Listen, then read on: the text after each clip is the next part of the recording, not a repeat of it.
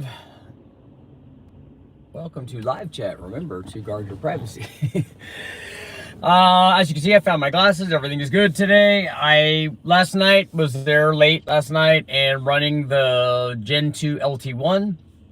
Not without a little bit of excitement.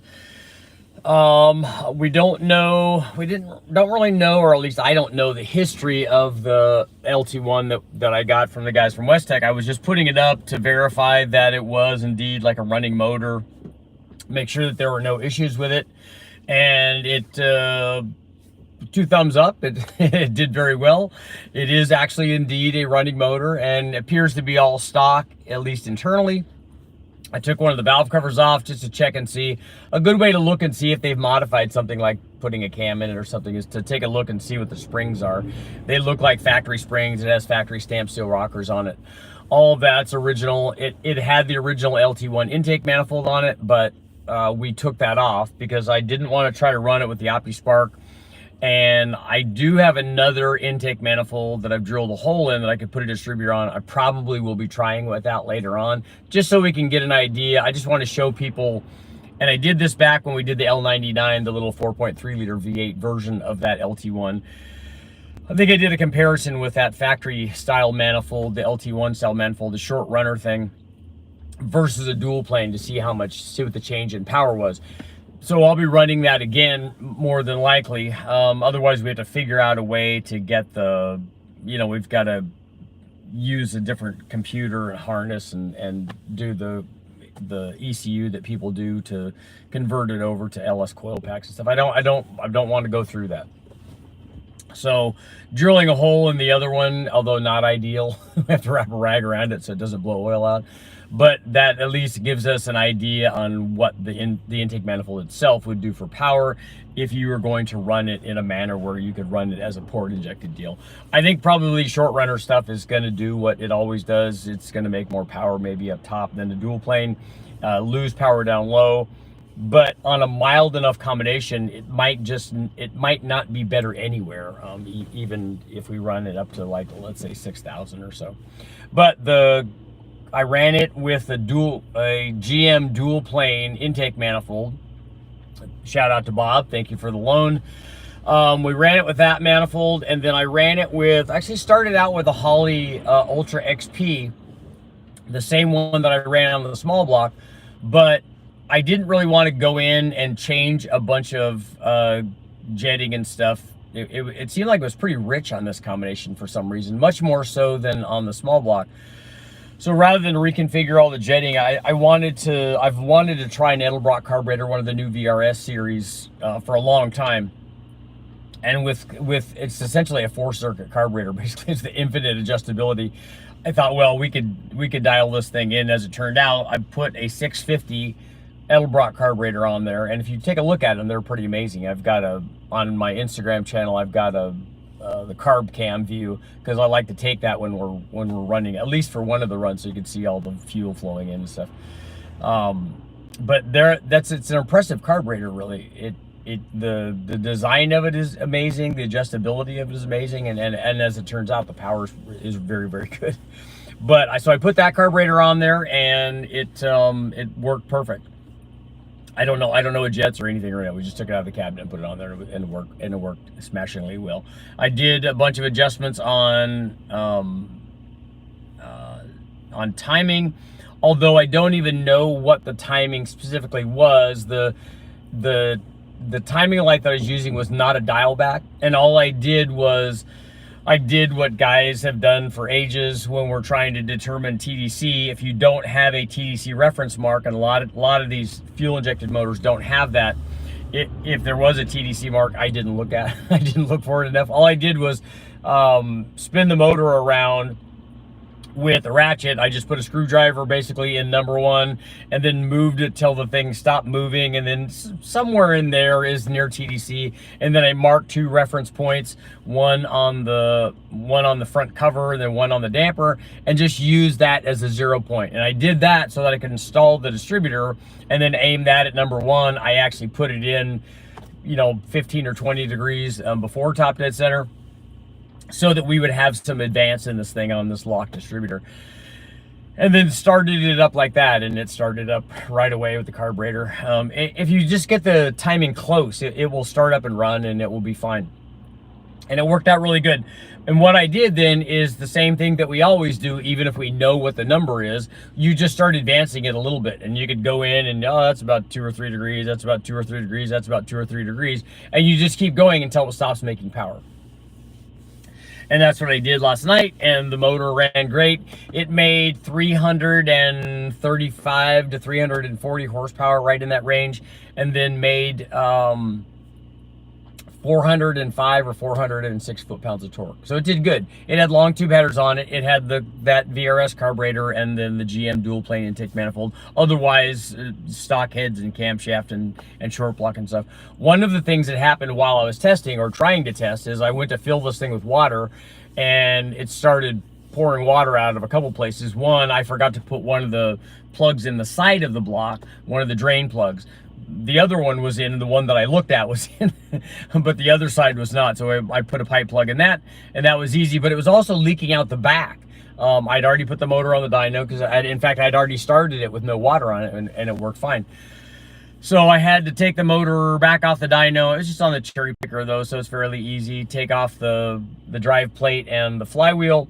And what happened is one of the rear like freeze plugs in there had probably over years had rusted and deteriorated, so it had a leak through that back plug. I just had to knock it out and pop in another one. Not a big deal, although when I went to knock it out, it just knocked the center out of that, because what it had done is it had eaten around the whole outside of the inside of the outside of the pipe plug, and so the center of the pipe plug just pushed through into the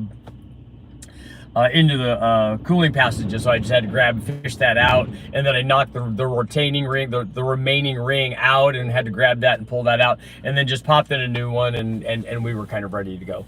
So all that worked out good. I was excited to run. Like I said, don't run a lot of Gen 2 LT1 stuff, so it was cool to run that. We did have to solve the problem with the water pump because we didn't have the sleeve that joins the water pump to the cam drive. And I couldn't get one in time, so we just force-fed water through it, and that was just rigging up some hoses and stuff and just feeding it from the pump in the dyno. But all of that worked out really well, and it was good to see that the motor's in good shape and idled well and has a really nice power curve. It's doing what the LT1 is supposed to do, so that's good. So the small block working well, the LT1 working well. I just shot off a message to Jim Hall over TPIS and asked him what cam he recommended. What I want to do is get this thing to like 400 probably, and I certainly think that that's possible. I have a set of ported heads for it that have already been done, so in fact the stock heads are probably more than enough to get us to 400 horsepower, especially if the factory LT1 intake manifold makes more power than the dual plane at the top, especially with a camshaft in it. I think that would put us there anyway, but Jim would know because he's run hundreds of these things, I'm sure. So I asked him about the camshaft, so we'll put a camshaft in. I'll put the ported heads on it just because we have them, and it makes life easier if you have a lot more head flow. Then we could then we need to run boost on this thing, right? I mean, I haven't run boost on the LT1, so we're gonna do that. I just asked him if, when I sent him over the message, I said, look, is a 224, 230 kind of cam, the kind of cam that we'd run in any of the small blocks, is that going to get us near 400? Because he's running a bunch of dyno testing on them, so I kind of wanted to see what the results were. I haven't run as much with the cams. We've only run small cams in them. And I don't remember, I'd have to go back and look on the one that we ran long ago when we put the airflow heads on it. We did a little cam on that, and we also did like the Lingenfelter box ram. So that should probably put us close. But he's got, you know, you talk to a guy like me that has hundreds of dyno runs, and he could just go back and go, oh yeah, with this combination, we did this, this, and this, and it did this. And I like that kind of specific data. So shout out to Jim over TPIS. He does good stuff over there. So we'll run that, and then like I said, I need to run boost with this thing. So we got to figure out a way to run it fuel injected. I mean, I could run it as a blow through carburetor, or run it as a blow through, you know, fuel injected unit, fast or Holly or whatever. We could put that on there too and make that work. But I think more guys, more Gen 2 LT1 guys probably would be interested in having the factory EFI intake manifold on there. And I like those anyways. I like the way that they look. I need to look and see in my storage and make sure that I have, this one doesn't have the fuel rails on it. But the thing cleaned up really nice. I mean, this motor looks like brand new. It looks amazing.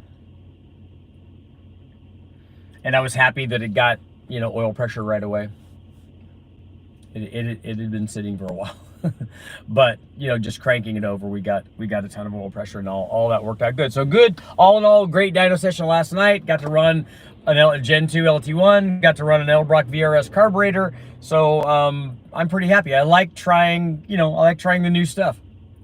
It's very, very cool. And now I'm excited about running boost, because guys have been asking me to run boost on these motors for a long time. I just need to make sure that the milling and stuff that we did on the Super Richie version of the LT1 intake manifold, that it doesn't leak. In a vacuum situation where we're running it at wide open throttle, that's not that big of a deal. But if it has a small leak going into another passage under boost, that's probably not going to be cool though. So let's see what you guys got going on. Like I said, I posted up I did a carb cam video of this thing, and what I did before I put a bunch of braces up and tried to use 2x4s and stuff. And what I did this time, it's so much easier. I don't know why I didn't think of this earlier, is I just used the cherry picker, and I just zip tied my phone to the cherry picker and just leveled the cherry picker over the carburetor, and then it was just like in perfect spot. And so we could make some runs and, you know, see all the fuel going through there and see all the draw from the squirters and stuff. And it's cool to see the throttle movement and see the accelerator pumps working and see the squirters in action stuff. All of that's good.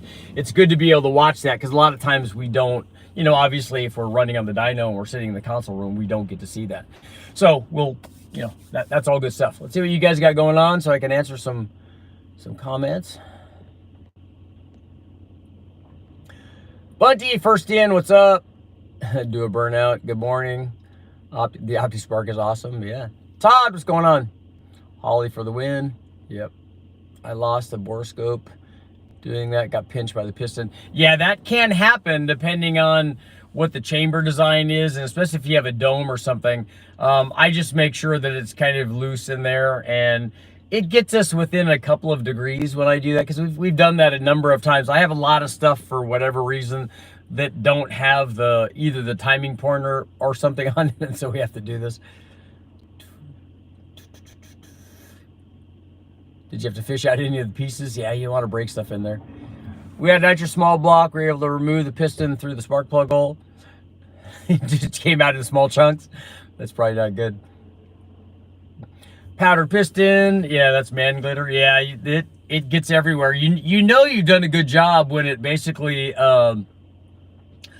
what's it called? The Lumaseal or whatever, when it when it basically powders the whole combustion chamber. And the cylinder wall. Yeah, Taylor. Yeah, I go to the experts too, man. I'll ask Jim, because he's run hundreds of those things. I did a lot of LT1 stuff, LT4 hot cam, aluminum heads. Yeah, that's good. Yeah, the LT4 stuff even more so. What about running nitrous with a manual secondary or carb with a vacuum secondary? Is the difference? You're not going to engage the nitrous until the secondaries are open anyway. So there's not going to be really any difference in the way that those things performed if the secondaries are already open. Anybody ever mess with custom floor pans? I'm trying to fit a modern seat style in my Fox body and need to remove that section to drop the seat 4 inches. So you're going to weld in a drop floor on it? That's pretty cool. My preacher runs one from a 93 Corvette in his 91 Chevy pickup. He hurts the LS3 guys. Yeah, any sort of LT1 would be hard pressed to make more power than an LS3, unless he's got it modified. I'm still at the farm, can't go home. Okay. Just got here. Did the battery die last night? Yeah, it still did the same thing. But today, I didn't get to do it last night because I was on the dyno for so long. But today, I'm going to try to diagnose and see what circuit it is. So we'll take the battery cable off. We'll put a jumper in between, put the fluke meter in between there, and then we'll just go along and take out all the fuses until we get to the right combination.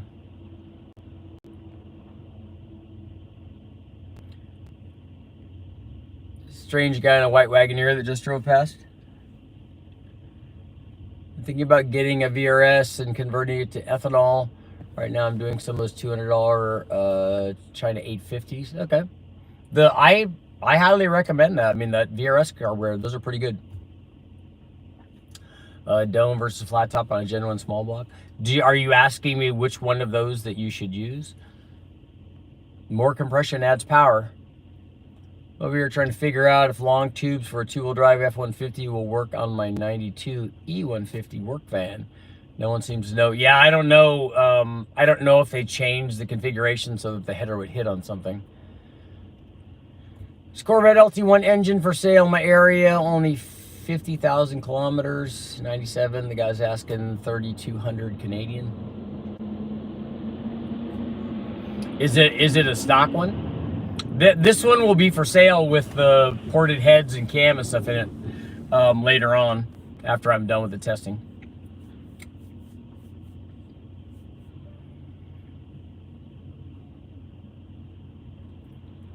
$5,000 kilometers, all stock. I'll bet this motor was given that it came from the Chevy race shop. I'll bet that this motor is a brand new motor that came off the assembly line. Which, let's see. Which motor did you put the Edelbrock VRS on and which CFM? This was a 650 VRS and it was run on a Gen 2 LT1 with a dual plane intake manifold on it.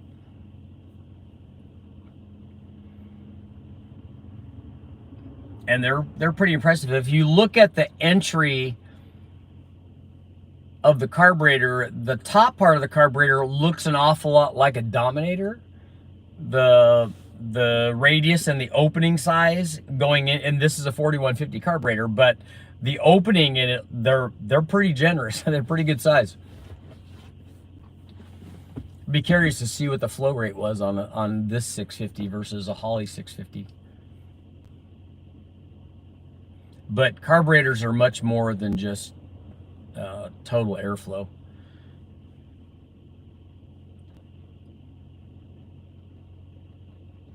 It would be interesting. I'd have to spend some time to get the air fuel and metering just right on both of the carburetors. It'd kind of be a fun thing to do with Brulé if he was able to do that. I'd like to do a comparison of the VRS and the Holley. I mean, I think that they're both going to do well. I just kind of like to see if one's different than the other. Which do you prefer in regards to piston types? It's not a preference of one or the other, thinking that one is better than the other. It's just a preference for you deciding how much compression you want with whatever chamber you want. You have to, if you say, okay, look, I want 10-to-1, but I have a 76cc small block Chevy head, then you might, depending on the displacement of the motor, you might have to put some kind of dome in it to achieve that. So however you're going to achieve it, for me, I would rather have, most of the things that I build would be street kind of compression, and they usually come up either being, depending on the displacement of the motor, a flat top or sometimes a dish on some of these LS motors. Again, depending on what you do with a chamber, but as an ultimate thing, I think most guys would prefer a flat top or a very small dome with a very small combustion chamber. Seems to be kind of the optimum, but we don't deal in those absolutes in these typical street builds. And on some of these things with really big domes in them, I know guys do it for you know, they're trying to run 15 or 16 to 1 kind of things for drag racing. That doesn't carry over to what you do on the street. And then you start getting to a point where more and more dome and more compression starts hurting other things. And so you have to try to balance that.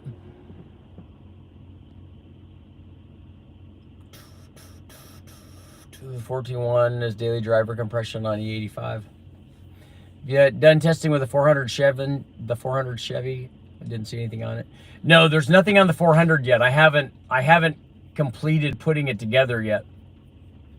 The short block's all done. It just needs it basically just needs the cam put in it and the heads put on it now.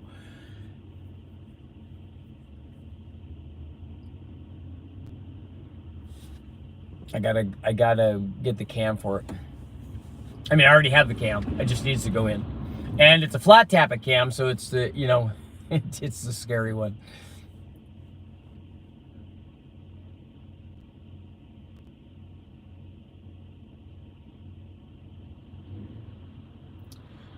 What do you have planned for the 400? Well, the 400 is a,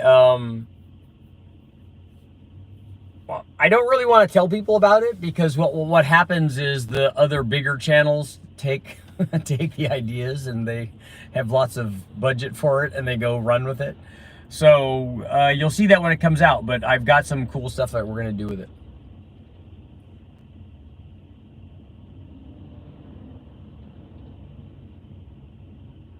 I haven't built a 400. We did that one that was I think it was a Speedmaster block way back. We did that 400 and that was forged and everything and an aftermarket block and stuff. But I haven't done a GM block 400 since I was at all Chevy. So that'd have been a long time ago. That was a cool one though. I did a Vortec on it. What happened to the Diesel Nova? That's Oliver's deal. It doesn't have a diesel anymore. He took that out and he put a small block in it.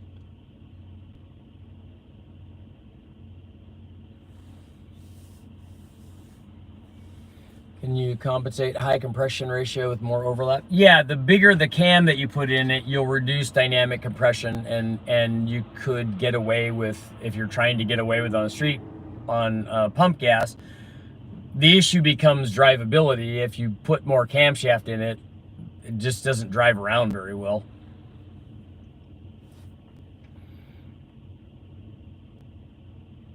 The 400M, yeah, Sergeant, I agree. I that was a cool one. That video is very popular because, you know, it's definitely other guys' stuff. Everybody thinks that just like I think kind of like the 400 small block too. They never made a performance version of that, and they never really did a performance version of that 400M.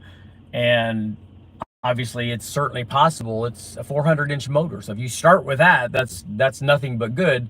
And because you could put Cleveland-style heads on it, you can get lots of power. I have a 2.4 dome with a Victor Jr. head sitting at 10.8. Relatively safe. Jetting is where I get a little stuck. Currently, 750 double pumper. 7380s, too much fuel. I don't know about the jetting. We'd have to look at the air fuel and see what's going on. Have you done any testing with the Pentastar 3.6? Nope, I have not. What about a blueprint? The engine 396. I don't know what you're asking there.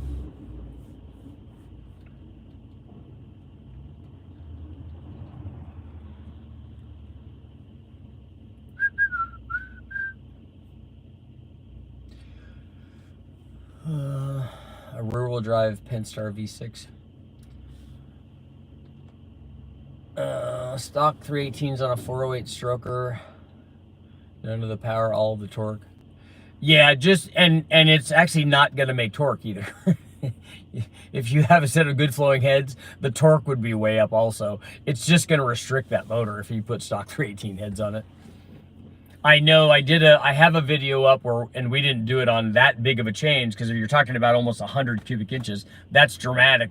But I did a comparison where we ran stock E7TE 5-liter Ford heads on a 347. And as you might imagine, it's just way restrictive. I mean, it makes a lot more torque down low than the smaller motor would, but where the airflow can kind of support that, but it just limits the top end power. But when you put heads on it, everything is up. It's up everywhere basically. It likes more head flow. It doesn't make way more torque down low than the bigger head does. It makes the same or less, and then makes way less peak torque and then way less peak horsepower. And then on something like that, it would be even more dramatic because, like I said, 90 cubic inches would be a huge change in power. So it's 12.7 at idle. Yeah, that's a fine air fuel for idle. The idle thing is not what I'm concerned with. I would be concerned at what's happening at wide open throttle. Yeah, a 3.6 Pentastar is not really on the list. I mean, there's lots of motors, including that one, that I would like to test. It's just a matter of time and money. And right now I have so many that I have to finish and get out of my storage so that I could make room. What's the most amount of nitrous you've ever seen on an engine survive? They've run really, really big shots on racing big blocks at Westech.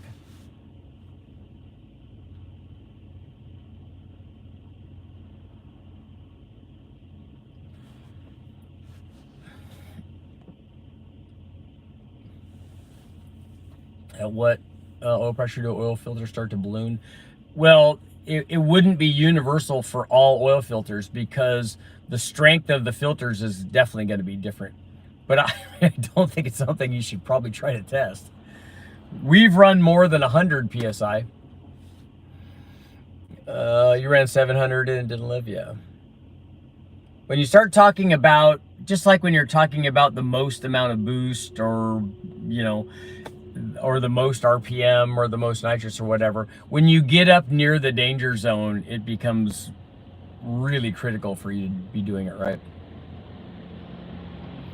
It's hard to run shots that are like 100% of the NA power. When you do that, you have to start setting the combination up to accept that. So you put a 700 shot on a junkyard engine? Yeah, I don't think that that's going to work very well. I exploded Fram filters in the 90s, minus 10 degrees with 1030. Okay, yeah. It'd be really thick then, huh?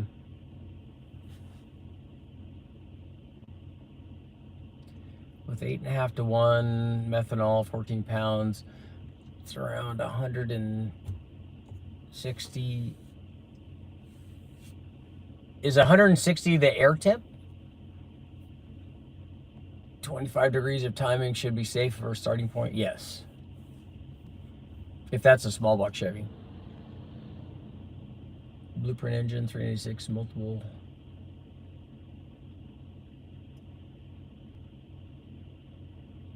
I don't know what you mean by multiple Chevy.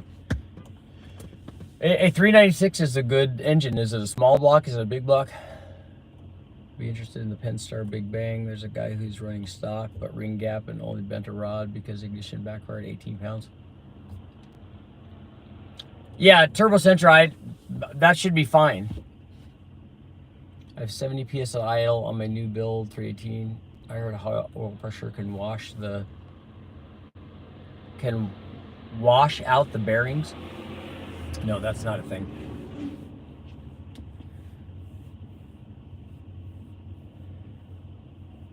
I don't think you could move the bearings out of the way with oil pressure. We're in 500 on an SB2. Yeah, if you the more power, the more NA power the motor makes, the more nitrous that you can run.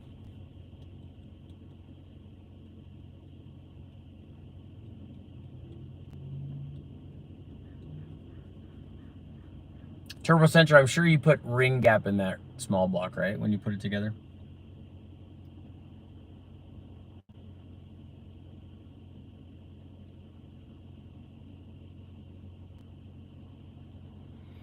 There's such a thing as too much oil pressure. Yeah, for a couple of reasons. One, like we talked about, hurting an oil filter is not good. You're also hurting power by doing that, because if you're having to drive a pump that creates that pressure, it's hard on the pump it loses, and you lose power from that to drive the pump to do that. There's no reason to have that much pressure. I mean, you could just tighten up the bearing clearances and have lots of pressure, but it's not necessarily going to be good. If you look at race engines, they typically do it the other way. They want to go less pressure. Perhaps the person who had oil pressure and washed out the bearings wasn't getting oil to the bearings.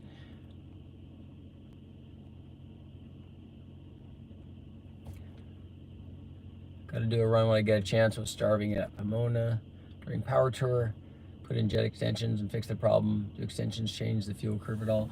Well, they will definitely change the fuel curve if you are getting starvation from not having the jet extensions because you're accelerating.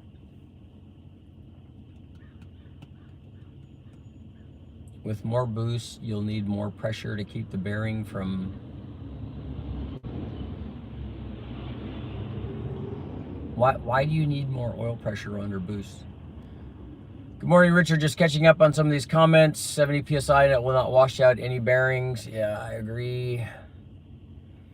An LA motor really shouldn't be looking for a lot of pressure yet. There's a difference between oil pressure and volume, but they're definitely related. If you put a high volume pump on a motor and don't change the clearances, the pressure is going to be higher.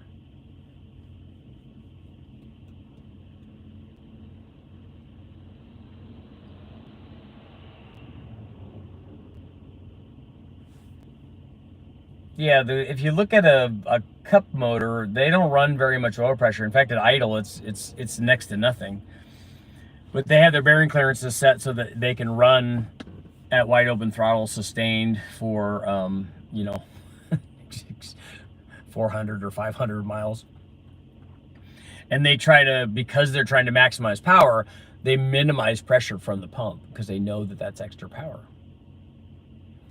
Have you ever tested an external dry sump oil pump to see how much power the dry sump draws? I don't know how you would test that.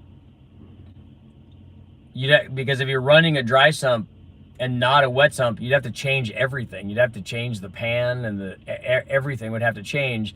And then if you put a wet sump on it, you're changing the pan configuration. So you're doing multiple things. A dry sump is always a good idea, regardless of how much power it draws. And I don't know that it would draw a whole bunch more power than a, usually you pick power up when you go to a dry sump. I don't know that the power consumption on the dry sump would be much more, or if any more, than a wet sump. The SP2 runs at 35 PSI and idles at 20.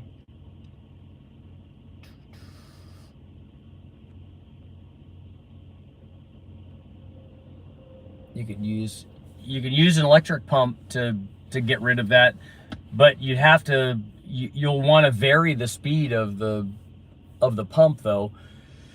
And so you'd have to have some circuitry built in, control strategy that would allow you to do that based on engine speed.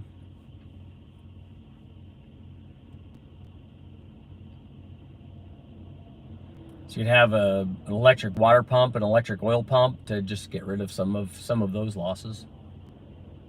I think for a drag race application that would be possible, or a maybe a Bonneville deal too. So if you're in an NA class where you're trying to make as much horsepower as possible, because a lot of times for Bonneville, that's not the thing. You're not building the most expensive motor ever and making as much horsepower as you possibly can. For Bonneville, a lot of times you're just making enough horsepower given your aerodynamic envelope that you're trying to push. You're just trying to make enough power to get to the speed that you need to get to.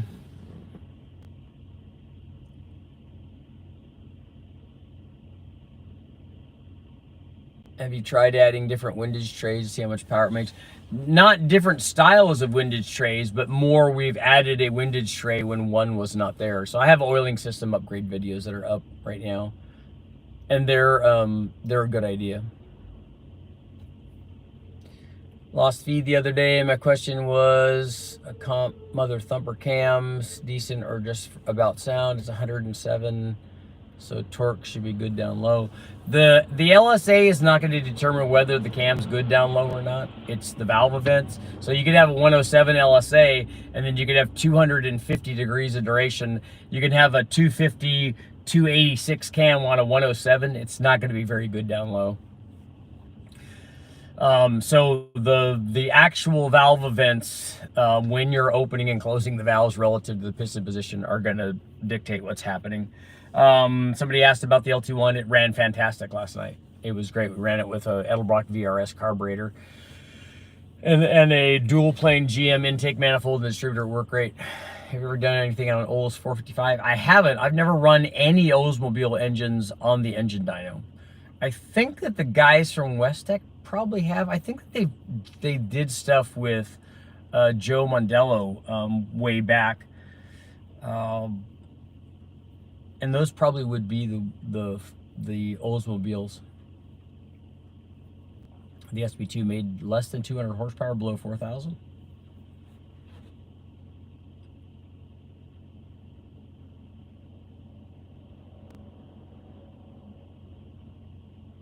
It's really hard to over suction an engine. Well, you can do that with a dry sump and or a vacuum pump. You can create a lot of crankcase vacuum, and if you get too much, it'll suck seals in, and it'll also it can stop piston oiling too on the cylinder wall. So you don't want to have too much in there. How do oil accumulators work? Is it variable PSI? No, it has like a resistance spring inside of it, and oil pressure fills it up, and then it locks that oil under pressure in the accumulator. And then if oil pressure ever gets lower than what the pressure is built up in the accumulator, then it will use whatever volume it has to fill the system and make sure that you continue to have oil pressure. The AccuSump things were the most famous of those. I'm sure other people probably make them, and it works pretty well. It's probably saved a lot of motors doing that. The ideal situation is to have a good oiling system, but that's a pretty good safeguard, especially for guys doing weird stuff like running banked oval tracks. SB2 makes 600 horsepower at 9,000. That's good. The SB2 stuff is, those heads are pretty good. Certainly a lot better than the 23 degree stuff.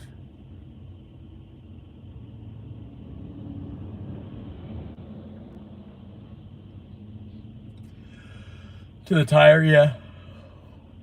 Yeah, 600 seemed like a little low to me at the flywheel. I mean, not that that's not a small amount of power, but for a 9,000 RPM race motor, it could do better than that. And those heads flow enough to support that.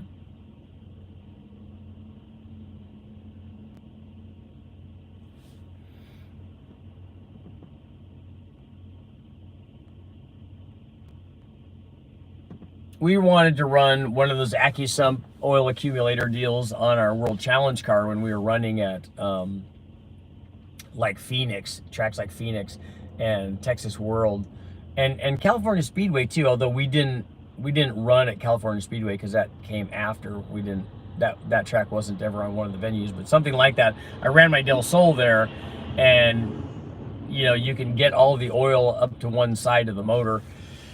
And it's, you got to make sure you get oil. Any big tips on carburetors? This Edelbrock VRS works really good. How about stock E7TE heads? You want to put one good head and one bad head on it? You'll just get different power productions on different sides of the motor.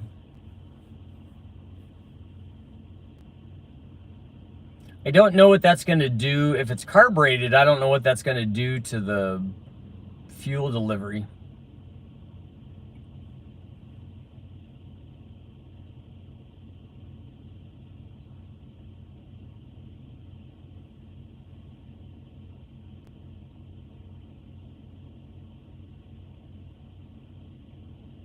Trying to drop a bunch of parts at the machine shop for washing and service.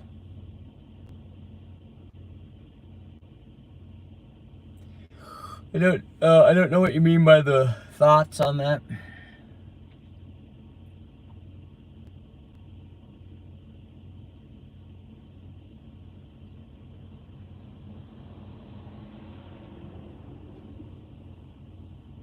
You have a 1050 Dominator on that small block? I like running Dominators on drag race stuff or racing stuff. If for no other reason, I mean, if it needs that much airflow, that's good. But usually the intake manifolds for the Dominators make more power than the 4150s.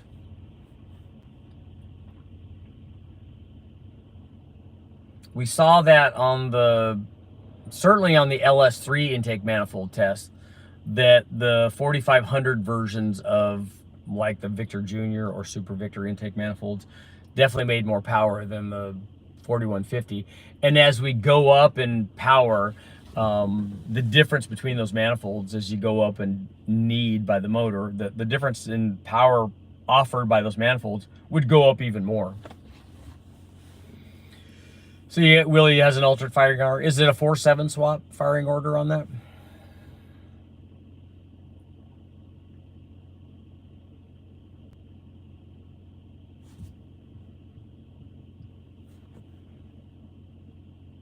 So now I got to go in and take the motor off of the dyno and get everything set up to get shipped out.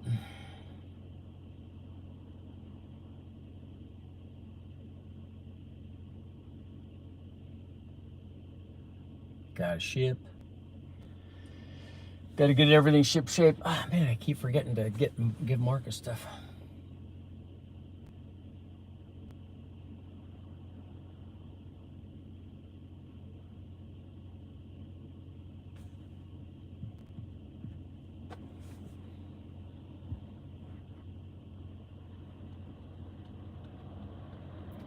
Uh, 378 Packard. Is that a displacement of the Packard engine? I just am not familiar with those. I have not fixed the PayPal thing. Has not been fixed yet.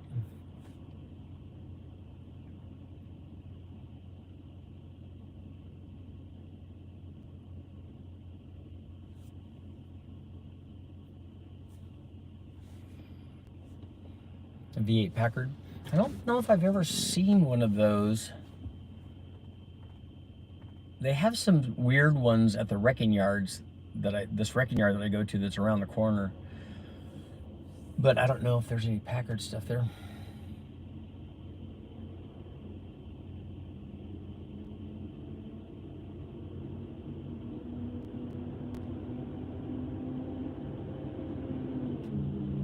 Recently pulled 2 engines with different, so they had different heads on them. It's not unusual on the LS stuff to see 706 and 862 heads match, and also 799 and 243s. Is there a super short oil filter for small block forward that might clear my wrong side mounted headers? They usually make, I don't know if it's a super short one, but they usually make like longs and short versions, but you might do a remote one too. There's another possibility.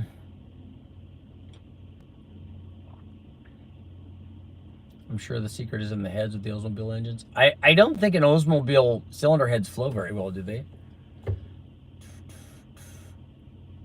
Did you find someone to take the LT? This LT1, is that what you're talking about? I didn't offer it for sale yet.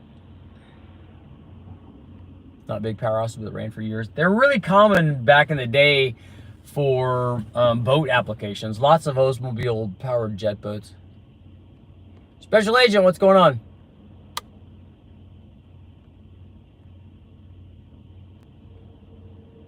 Richard, how's it going? How accurate are the push rod lengths, preferably 7300?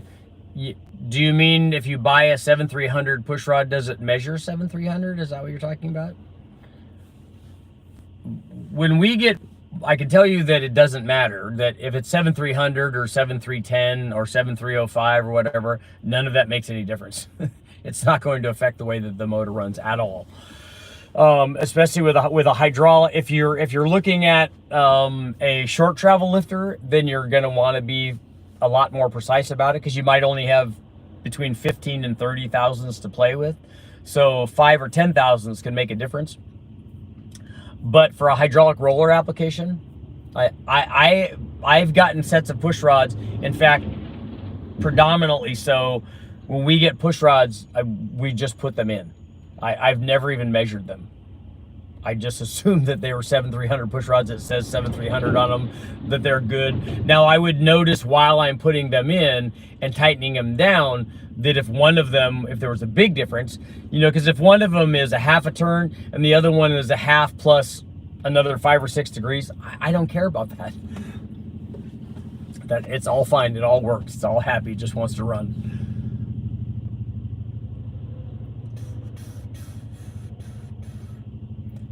The combustion chamber is not wedge as most are. Okay. What's the point of having both cathedral and rec port heads for the same displacement LS engines? Well, that's what they started out with their design, with the cathedral port stuff, and then they transitioned into the rec port stuff because more head flow allows them to make more power but still maintain mild cam timing.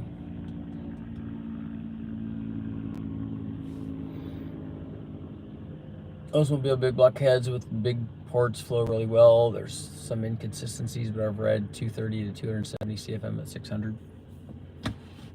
Yeah, but I mean, look, if you look at that compared to a rec port big block Chevy head, that's really 230 CFMs, not really very much. That's more like 230 would be more like small block level. That's one thing that a Chevrolet has, is a rec port. A factory rec port closed chamber big block Chevy head flows pretty well. I think you'd have to go to a Hemi to have something that offers more flow. Be interesting if you got an SB2 to test. They've had some, they probably had an SB2 there at one time. They've had some old cup motors at West Tech, you know, 5-10-year-old cup motors.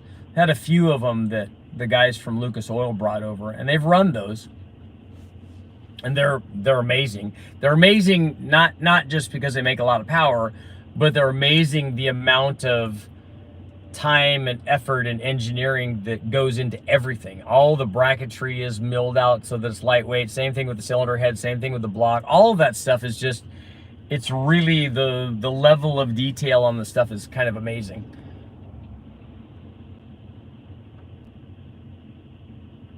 Let's see. What's the easiest way to bleed down a lifter without turning the crankshaft?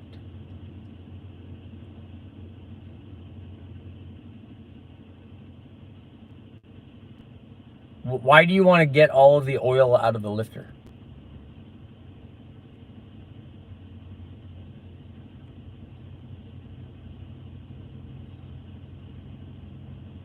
The heads are like small block Ford heads for the Oldsmobile.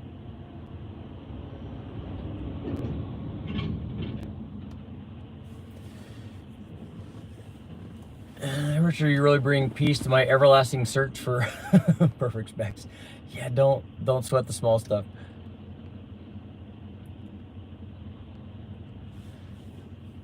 To get the proper preload?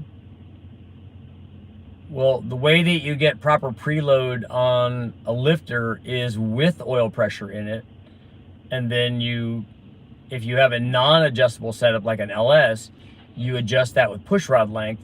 And then I do it with the number of turns after you get to zero lash.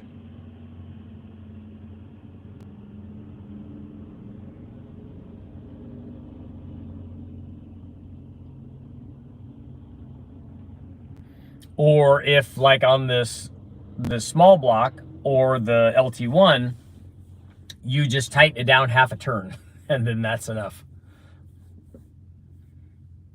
You could go slightly more or slightly less, but you're not looking at very much of a change. The throttle body for a 6-liter LQ4 has a vacuum nipple. Do I need to use it or can I cap it off? You don't have to use it. We don't use any of those. We cap them all off on the engine dyno. The LS stuff is alien. It works exactly the same way. Every hydraulic lifter functions basically the same. You just need to have some kind of preload on it. It becomes a lot more specific when you're talking about short travel lifters that only have a limited amount of travel range. But for a standard travel hydraulic roller, it's a lot. It's a you know, there's a there's a lot of room for error in there. As long as you don't have lash, and as long as you don't make it so that the valve hangs open. When I put the adjustable push rod in, I don't feel any spring feeling. When we're using an adjustable push rod, we have a light checker spring on it so that when you get to zero lash, you know it. And when you go past zero lash, it'll actually start opening the valve. You want the lifter to stay in its place. And then once you do that, you know that if you start depressing the spring after you get to zero lash, you start depressing the spring like with a half a turn, then the push rod length is right. And then you use that push rod length. And instead, when you have lots of spring pressure, a standard spring that you're going to use, you'll start depressing the lifter instead of the spring. It's spring tension that's important, just ask me. Yeah, it's not spring tension, it's the fact that it doesn't bind.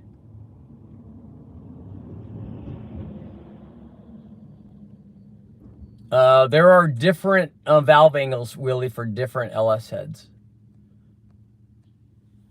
What's the largest cam you've ever run? I haven't run altered cam bore sizes. Everything that I've run has just been a standard off-the-shelf cam bore size. Fox body stock timing is 10 degrees. Best guess for total. What does the curve look like? I don't know. The total to make the best power on a 5-liter is going to be around 35 or 36.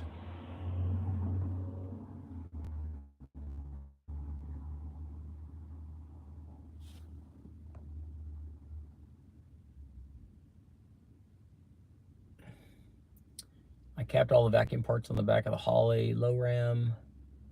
Just using a top vacuum port on supercharger. Is that okay? Yeah, because the only thing that you want to read in the manifold is, are you using a factory ECU on that or something? If you have a map sensor hooked up that's a 2-bar map sensor, you'll want to get that reading obviously in the manifold under the blower.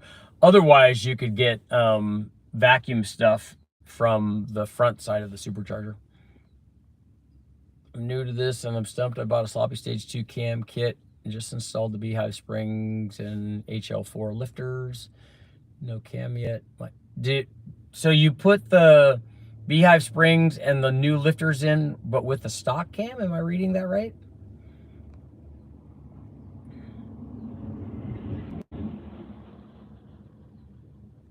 Just a push rod, I feel no preload pressure like you usually would. So did you put the lifters in oil before you put them in? Because there has to be oil pressure in the lifter for them to pump up. Or if you're really good, you can feel when the lifter, because it's got a spring in it that will hold the cup up. If you are really good at it, you can feel when that starts getting pushed down when you're trying to check for push rod length.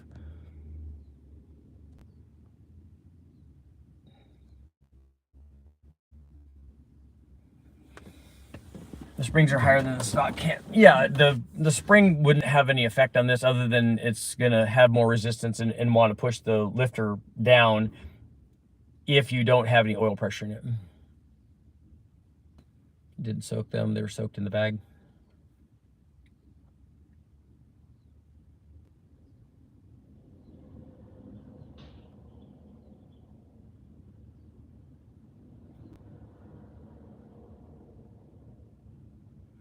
Zero lash is really easy to tell.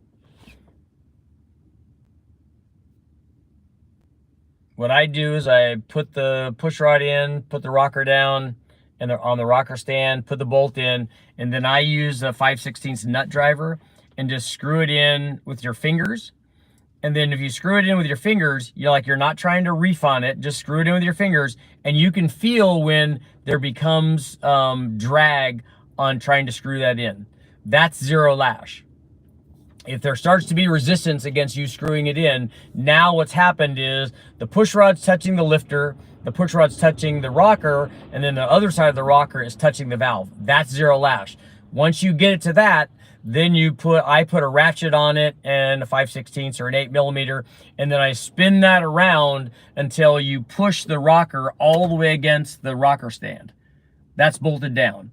So how many ever turns it took to do that, you need to be between half and let's say 1.5. If you're in that range, it will work.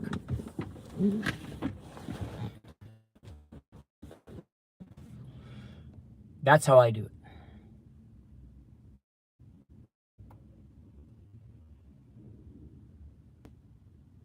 Higher springs would mean smaller push rods. No, the spring has nothing to do with the push rod length. It doesn't change push rod length at all. And quite honestly, you probably don't need to change the push rod if you still have the stock cam and you still have the stock head and you still have the stock installed height on the spring or on the valve, which I'm certain that you do.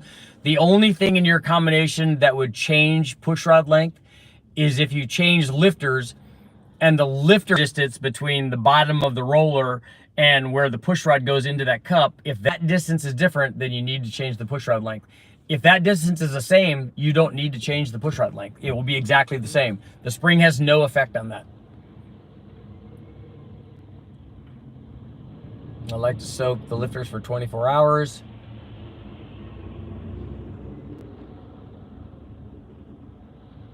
At 7.3, I get half a turn.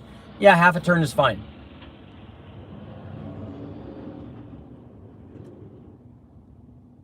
They're exact same lifters, but higher springs. If the lifters are exactly the same, changing the springs doesn't change the push rod length. The springs can't change the push rod length because the rocker doesn't touch the spring. It doesn't have anything to do with the spring. 2 more minutes.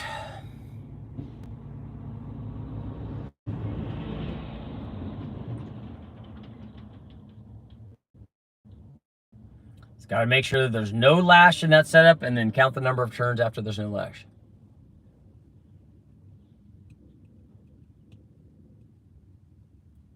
The lifters should have oil in them if you're doing this check. Why the loud lifter tap after warm up if nothing was changed but higher springs? I don't know. I can't answer that. I don't know what noise you're talking about. I don't know what it does. Springs don't change any of what you're talking about.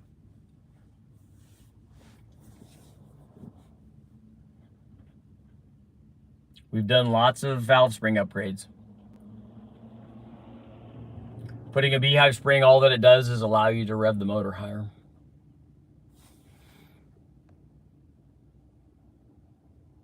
The Blueprint Engine 396 put a first gen RX-7 in the 11s. Nice. How do you know you have too much spring pressure? Well, you could come here and ask about your combination and we could tell you if you have too much. But the things that higher or too much spring pressure will do is it'll usually wear stuff out. It'll wear out the cam, it'll wear out the lifter, it'll wear out the tip of the valve. Usually doesn't, I guess it could wear out the cup or the nose of the rocker, but more than likely it's gonna wear out a cam or a lifter. More spring pressure is not better.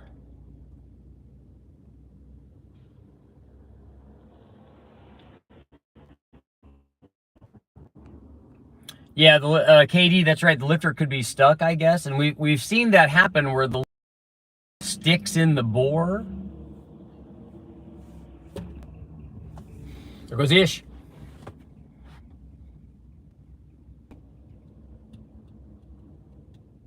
I've seen lifters explode from too much pressure. I haven't seen anything like that.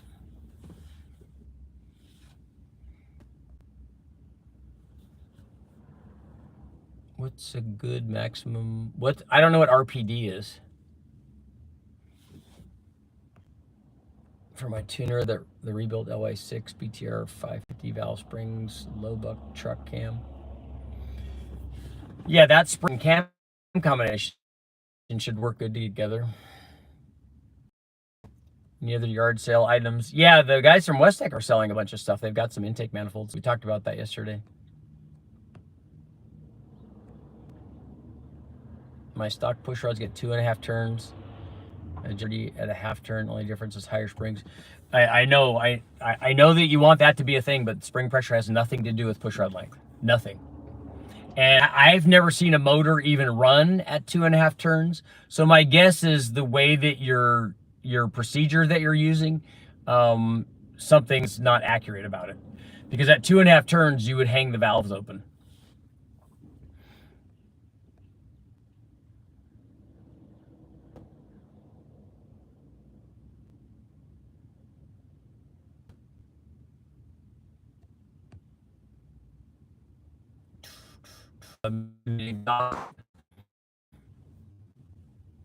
Yeah, it definitely can make noise if you are hanging the valve open. If the push rod's too long, but that doesn't sound like that's the issue.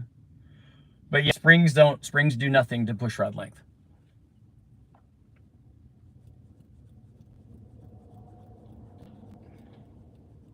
Less back pressure is better than more spring pressure. Yeah, take the first one of those.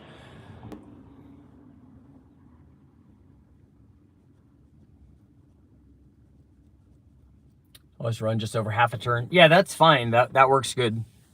And as we saw on the standard travel lifters, you can run longer push rods with those and get some of the aerated oil out after, and the lifter tends to perform a little bit better. But what it does is it has the effect of making the camshaft a little bit more aggressive.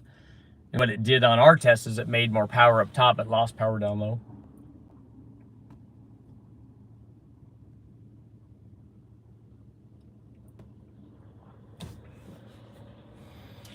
And on that note, it's time to go for the morning. I got to get back into Westech. I got to get that motor up off the dyno, and lots to do and not enough time. I will be back tonight.